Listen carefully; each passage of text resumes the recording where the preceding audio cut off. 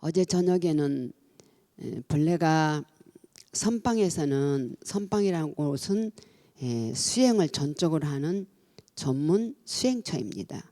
그래서 구순한거라 해서 90일 동안은 부모가 돌아가셔도 사문 밖을 절집 밖을 나가지 않고 수행을 하는 곳입니다. 그래서 용맹정진이라 해서 초하루부터 어제 저녁까지 거의 철야를 합니다. 안 눕습니다. 그걸 불화장자라 해서 눕지 않고 장장하게 앉아서 정진을 한다라는 뜻입니다. 그래하고 오늘은 이제 그 부처님 오신 새벽에 귀를 하고 또한 해양을 하면서 오늘은 나름대로 산행도 하고 등등 합니다. 큰 스님 친견도 하고 이런 그게 2569년 전에 부처님의 법을 지금도 우리는 그만큼 실행을 하고 있습니다. 그러면 어떤 것에 의해서 어떤 면을 어떤 행복을 위해서 그렇게 하는가라는 것입니다. 그거는 사람에게는 우리는 고등한 동물이고 굉장히 이성이 발달되어 있고 언어와 사회성이 발달된 아주 똑똑한 이 인간의 세계입니다. 즉 가르쳐주지 않아도 나에게 유익한 것은 기가 막히게 챙깁니다. 나한테 유익하지 않고 해로운 것은 누가 시키지 않아도 기가 막히게 밀어내거나 그거를 거부하게 됩니다. 그렇다면 그 몇천 년 전에 한 성자의 그 사상이라든가 또 수행 방법을 지금도 그렇게 실행하고 있다는 것은 이 과학시대 현대사회도 그것이 정말로 필요할 뿐만 아니라 사람에게 그 일반 사회에서 얻을 수 없고 일반 사회에서 노력해서 맛볼 수 없는 그 환희의 세계와 자기 성취감 있기 때문에 하는 겁니다. 그거는. 그래서 그 수행한다는 것이 얼마나 힘든가라고 했을 때 부처님의 그 암경에 나와 있기를 그 어려운 수가 이 손톱 위에 올라가 있는 흙양과 같다. 또한 그 수행을 해서 성취하는 유가 새끼손가락 손톱 위에 올라가는 흙양과 같이 귀하다라고 했습니다.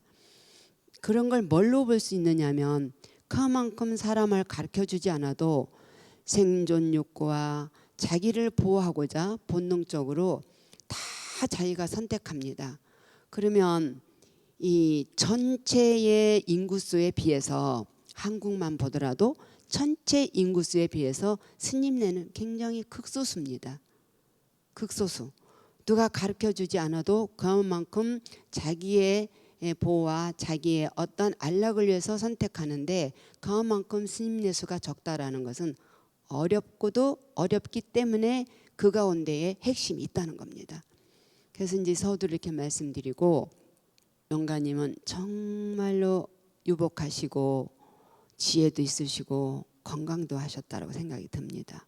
보면 아들 하나에 딸 둘, 며느리, 또 사위, 친손, 외손까지 다 구족하셨고 이 좋은 도량에서 49제를 77제를 다 모셔서 막제를 모신다는 것은 굉장히 그 대단하고 누구와도 견줄 수 없는 복량과 지혜가 뛰어난 분이시라고 저는 찬탄해 드립니다.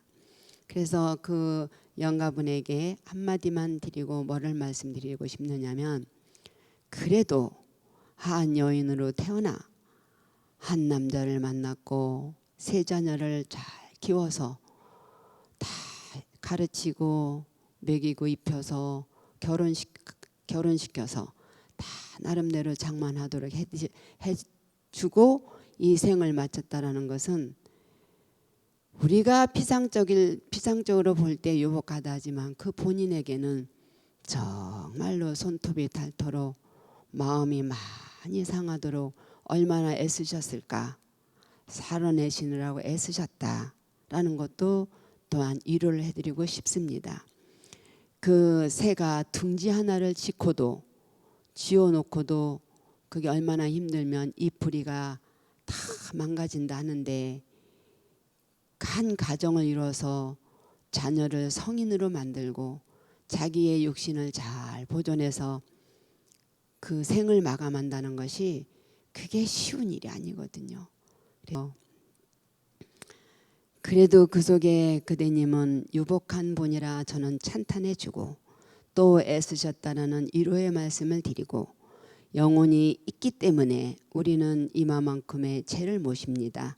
주독 영가님께서도 얼마만큼의 영특하면 신령스러울 영자를 쓰고 이 몸을 여여서 답답하기가 의사소통 못하는 것이 소가 멍에를 짊어진 것 같다 해서 멍에가자를 쓰는데 우리는 그래도 그 영특한 그 자리에 빛이 있기 때문에 함께 한다고 생각을 합니다. 오늘 이 자리는 성도 법문을 듣는다라는 차원으로 49제 법문을 마치도록 합니다. 또한 잠깐만 지금의 후손들에게 드릴 말씀은 뭐냐면 왜 그럼 이렇게 49제를 어렵게 알아듣지도 못하는 연부를 몇 시간씩 들어가면서 이 주위에 이 49제를 모시는가 했을 때 산 사람이나 떠난 사람이나 반드시 필요한 것은 복입니다. 복이 없는 사람이 단명하고 복이 없는 사람이 병고에 시달리고 복이 없는 사람이 더욱더 고달픕니다. 그래서 꼭 유루의 복도 있고 무루의 복도 있고 인연복도 있고 여러 가지가 복이 있습니다. 복이 있는 중에 가장 소중한 복은 인연복입니다. 인연복. 그래서 어머니를 한 생의 어머니를 모셔서 보내드리고 이 49제를 모신 그 공덕으로 산 사람도 떠난 사람도 복이 충만하다. 복이 정말 가득하다라고 지장경에 나와 있습니다. 정말 49제를 모시고 나면 많은 분들이 한 분이 떠나고 나면 그 자리에 에너지를 메꾸고자 할 때 에너지가 돌 때 파동이 있고 파장이 있습니다. 마치 우리가 쪼로로 이빨을 가지고 있을 때 그 이빨 하나 발치를 하면 그 자리를 메꾸려고 막 잇몸과 이와 모든 뼈 구조가 움직이듯이 한 사람이 떠나고 나면 그 자리를 메꾸기 위한 그 에너지가 돕니다.